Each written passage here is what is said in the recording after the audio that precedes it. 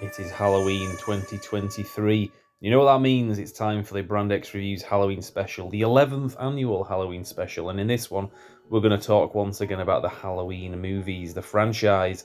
Now, the point of this video is obviously, you've got the original 1978 film. It's a classic. Very few people will dispute that. There were, however, many sequels and even some remakes that came in the years after that. Most of them were poorly received. There's not many people out there that have much good stuff to say about them. They do have their fan base to a degree, but it's not anywhere near the level of appreciation that original film gets.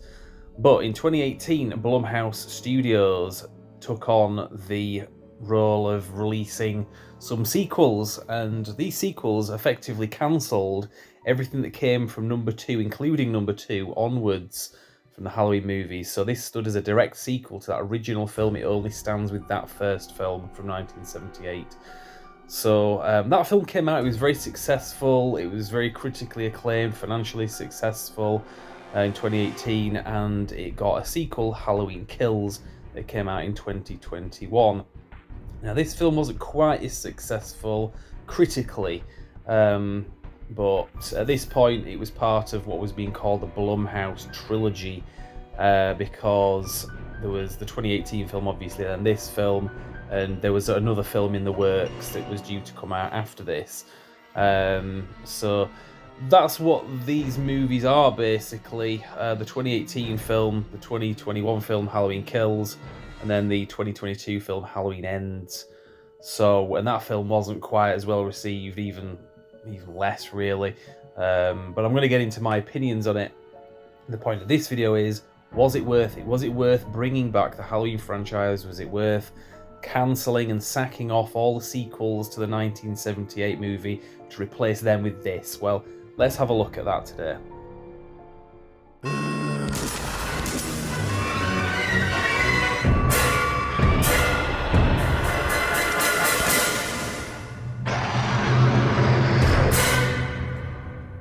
Hello and welcome to Brand X Reviews, our 11th annual Halloween special, a 10th anniversary of these as well. So if you've been following the channel for some time, you'll realise that every October we do a series of horror-related reviews every night leading up to Halloween night itself. Depending on how many videos we're going to do, depends on the number of nights leading up to Halloween it is. Sometimes it's 7 or 8, sometimes it's 1. So this year, obviously, this is the first video in the series for this year's. So I'm going to pretty much continue a trend that I've had for the last, 5 or 6 years. I think, if I'm right, every year I've talked about one of the Halloween franchise movies, or just talked about the franchise in general. And this is probably the last time I'm going to do this, because obviously over the last few years there were quite a few things going on with the Halloween franchise, and I'm sure that will continue to a degree. But it was worth talking about over the last few years, because from 2018 onwards we had the reboot. Well, not a reboot, actually, no, it was a sequel. So, but it was kind of like a redirection of the franchise. It kind of went back to a certain point and then said, right, okay, forget these sequels to the original film. This is the true continuation of the franchise. The point of this video here today is I'm going to be asking, was it worth doing that? Was it worth bringing the franchise back? Not just that, but also wiping off the slate in that continuation, those movies that it wiped off, because it was pretty much all of them apart from that first film from 1978. Now, I've talked about this at length on previous videos, but as a bit of a catch-up, obviously, and I'm not going to itemise every film in the franchise, but generally speaking, the Halloween movies, it all began in 1978 with the first film, Halloween, directed by John Carpenter. Now, this was the only film in the franchise that he actually directed, although he was involved in differing degrees with some of the sequels and so on, whether it was as a writer, a producer, the composer for the score, for example, as was the case in Halloween 3. But basically, there were a number of sequels since then, and they kind of span things off in different directions, and some of those sequels would then kind of ignore what came before whilst still claiming to be a sequel. You'd have real continuity issues with the story that was being told. Characters that were killed off would then suddenly come back. So it's like, well, okay, so at which point are we saying these movies don't count, but these ones do? It got very confusing anyway. Um, and those, a lot of the time, weren't really worth it. The second movie, Halloween 2, I think that was in the early 80s. This was a few years after that first film came out, was okay, but it started to go downhill after that. So what we ended up with, if you don't count the Rob Zombie reboot, was a bit of a gap where there was nothing. And in 2017, from memory, it was announced that they were going to bring the franchise back. They were going to bring back Jamie Lee Curtis's character, Laurie Strode, from the original film. She did appear in sequels and had already been killed off twice. That's what I mean. The continuity is rubbish. So they're going to bring her back again. So obviously that meant that they were undoing some of those sequels. So they made it quite clear in the 2018 film when they did bring these back that this film is only a follow-on from the first movie. So it made it very simple. Anything beyond the first movie doesn't count. Because, for example, the second movie establishes that Jamie Lee Curtis is the sister of the Michael Myers, the boogeyman.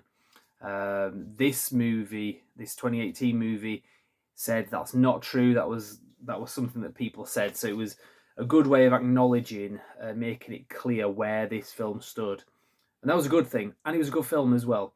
So, from a point of view, was it worth bringing back the franchise? Was it worth doing all of that?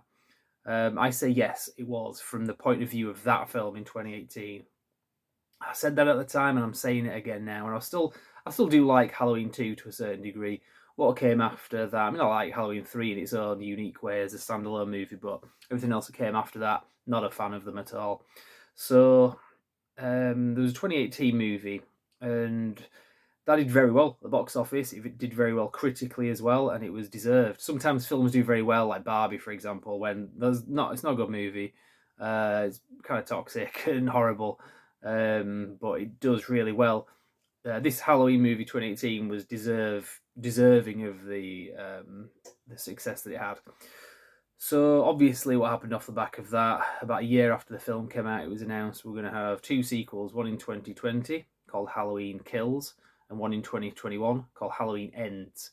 So it was going to be kind of like a new trilogy or a quadrilogy if you count that original film from 1978, because you'd have the 1978 film, the 2018 film, the 2020 film, Halloween Kills, and then 2021 film Halloween Ends. Now, obviously, everything that happened in 2020, things got pushed back a year. So it wasn't 2020, 2021, it was 2021, 2022.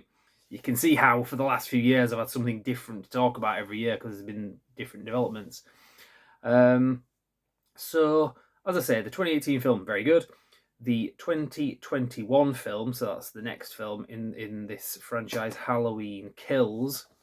That's this one. Not as good, to be honest. I still like it for what it is. I bought it. I will rewatch it. I count it as canon. I think it's pretty decent for what it is. But I don't know. It felt like they were making a lot of the same mistakes again that they've made in the previous films, and they're also making a lot of new mistakes as well. Whether it was kind of killing off legacy characters or just treating them in a really disrespectful way, like characters that should have kind of like a sacred thing about them. You know, they should be the good guys. End up becoming just idiots that you just think you deserve to die, and that kind of sucks in a way. For example, I can be specific. The little kid in the first film, the little boy, was it Tommy Doyle? I think he was called. I remember if I'm misremembering the name. His character is in Halloween Kills, and he's an old man. Well, not that old, but so obviously he survived the original film as a little boy, and he comes back, but he's a real douchebag and gets killed and pretty much deserves it. So I don't know. It's kind of disrespectful to the character, really. So little things like that, I kind of resented them doing stuff like that. But overall, the film was still entertaining. It was pretty much what you would expect in a lot of ways, and I've seen a lot worse. So I'll give him a bit of a pass for that one. So again, at this stage, was the franchise worth bringing back? Yes, I would still say at that point. Now, the next film, Halloween Ends, which I did talk about last year, really sucked. It didn't really feel like an actual sequel. It had some returning characters, obviously, but it felt like an entire new story, to the point where I don't even believe that this movie was even originally conceived as a Halloween sequel. I think it was a remake of the John Carpenter film Christine that just wasn't really getting off the ground at development at post production stage, maybe, and or maybe before that. So they decided to sack it off and then repurpose it and turn it into just kind of make a few tweaks here and they make this character into Laurie Strode, make this character into her granddaughter, all that kind of stuff, and then just change it and say, right, this is a Halloween movie now. And it just didn't work. It really sucked.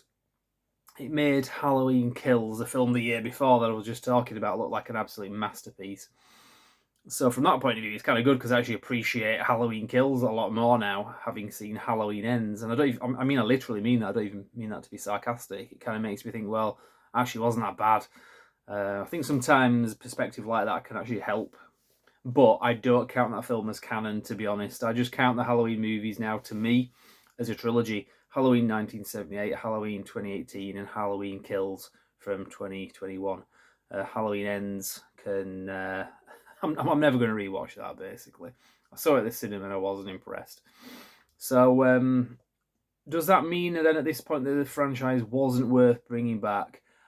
I don't say it wasn't worth bringing back. I'm glad they did. It was worth it. It was worth doing the way that they did it.